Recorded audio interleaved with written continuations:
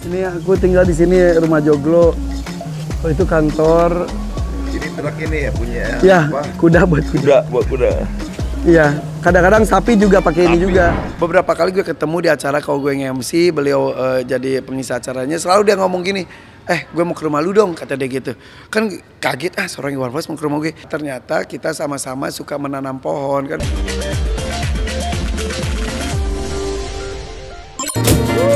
Iwan Fals sampai takjub lihat hewan dan aviari Irfan Hakim. Waktu kau lewat, aku sedang mainkan gitar. Kagum dengan karya-karya lagu penyanyi legendaris Iwan Fals, membuat Irfan Hakim inisiatif untuk mengundang Iwan Fals ke pendopo dan aviarinya. Irfan memang sangat mengidolakan Iwan Fals sejak kecil. Gak hanya sendiri, Iwan Fals juga mengajak anak dan istrinya. Ini aku tinggal di sini rumah joglo. Oh, itu kantor. Ini truk ini ya punya. Ya, kuda buat kuda. Buat kuda. Iya, kadang-kadang sapi juga pakai ini juga. Beberapa kali gue ketemu di acara kalau gue nge-MC, beliau jadi pengisi acaranya. Selalu dia ngomong gini, gue mau ke rumah lu dong, kata dia gitu. Kan kaget, seorang Iwan Fals mau ke rumah gue. Ternyata kita sama-sama suka menanam pohon. Kan gue tuh hobi banget nanam pohon. Ternyata Om Iwan juga sangat suka menanam pohon. Pentas dimanapun, ada off-air. Ridersnya adalah harus menanam pohon, panitianya hebat banget. Irfan mulai mengenalkan lingkungan rumah dan pendoponya. Tiba-tiba, Iwan Fals terkejut setelah Irfan memperlihatkan hewan peliharaannya, yakni salah satunya kebo bule yang bernama Derry dan Bella. Hei, sini nak. Halo, tuh sana. Berendam sana. Ini dari kecil, Van? Enggak, ini peliharaan orang dari kecil tapi dihibahkan ke aku. Ini baru di sini baru 2 minggu, ya udah 2 minggu ya. Mau kemana? Sini nih kandangnya. Ini berendam tadi sini nih. Beri, masuk Beri. Kandang kamu kebo ini. Ini memang dia ini apa? Kebo albino ini. Emang albino? Iya, emang albino. Dari kulit. Gak cuma itu, Irfan juga memamerkan ikan aligator di mana ikan tersebut adalah kepunyaan Bim Bim Sleng yang akhirnya dipelihara oleh Irfan. Lantas, seperti apa reaksi Iwan? Ini? Iya, di sana berasa gede. Pas ke sini, lah jadi kecil. Karena ini gede-gede banget semuanya. Masuk. Oh kan bawal ya bener. Betul. Nih kok ini Kalimantan, asli Kalimantan. Emang sengaja masukin bahwa ikan Indonesia juga bisa gede juga. Yang ini? Iya, yang depan. Mirip Rel albino platinum ya. Lestarikan alam. Bukan hanya bangunan dan hewan, Irfan juga ajak Iwan dan rombongan melihat-lihat aviari. Iwan yang memang pecinta lingkungan mengaku terharu dan bangga pada Irfan. Jadi datang ke rumah gue terus ngelihat aviari gue terus lihat pohon banyak. Terus beliau ngomong, sedih nih gue, kata gitu. Kenapa? Ya terharu aja. Langsung Iwan nyiptain lagu untuk aviari gue. Dari situ terus udah gitu, gak nyanyi lagu yang kita bisa ikut nyanyi juga.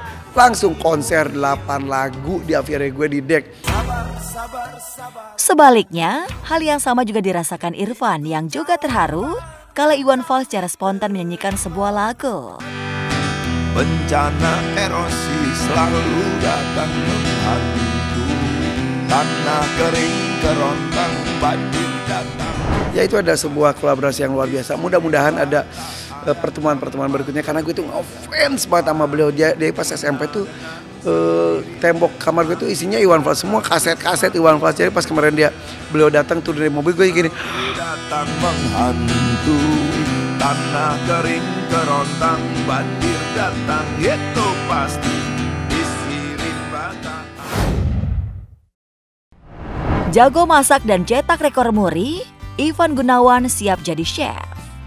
Ivan Gunawan membuktikan dirinya sebagai selebriti multitalenta. Selain dikenal sebagai desainer, model, penyanyi, host, dan aktor, kini Igun merambah jagat kuliner menjadi chef. Kemampuan Ivan Gunawan dalam memasak memang jarang terekspos media. Padahal Igun Piawai membuat sejumlah menu masakan yang menggugah selera. Satu di antaranya, membuat makanan asal Italia, spaghetti. Aku tuh salah satu menu makanan atau resep makanan yang paling aku jago dan menurut aku enak itu adalah masak spaghetti. Panasin dulu airnya, terus tadi aku tambahin olive oil.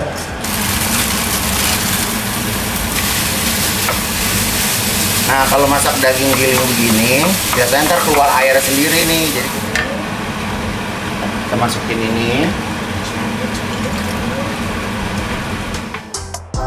Ya, udah mau matang nih.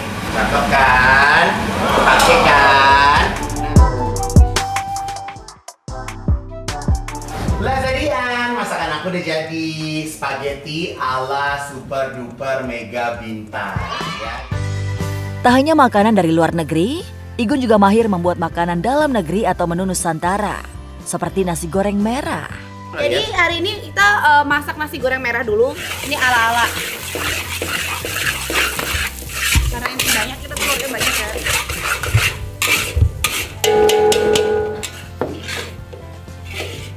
Udah ya. Dari kemampuannya dalam membuat masakan, Lajang berusia 42 tahun ini mengajak 300 ibu-ibu memasak 186 varian menu Nusantara selama 150 jam atau 6 hari. Para ibu yang dikoordinir Igun mengolah menu Nusantara secara bergantian. Kita ada di tempat ini, kita masak nonstop 24 jam. Aksi Igun mengkoordinir 300 ibu-ibu memasak 186 varian menu Nusantara dicatat Museum Rekor Indonesia Muri. Tentu saja, itu menjadi satu prestasi lagi yang ditorehkan Igun.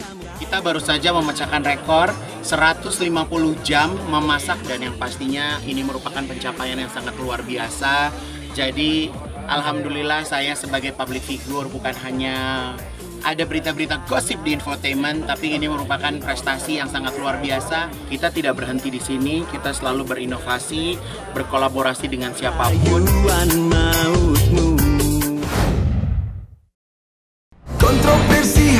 Jelang nikah, Vicky Prasetyo seru-seruan nostalgia di kampung halaman. Santer dikabarkan bakal lepas status duda dan segera menikah lagi dengan artis cantik yang identitasnya masih dirahasiakan. Vicky Prasetyo mendadak pulang kampung, menemui teman masa kecilnya di Cikarang, Jawa Barat. Ya, di tanah kelahirannya, rupanya Duda Kalina Oktarani dan Angel Elga itu sengaja ingin bernostalgia, mengenang masa kecilnya, ikut latihan pencak silat. Siap, guru. Sekarang saya mau sama guru.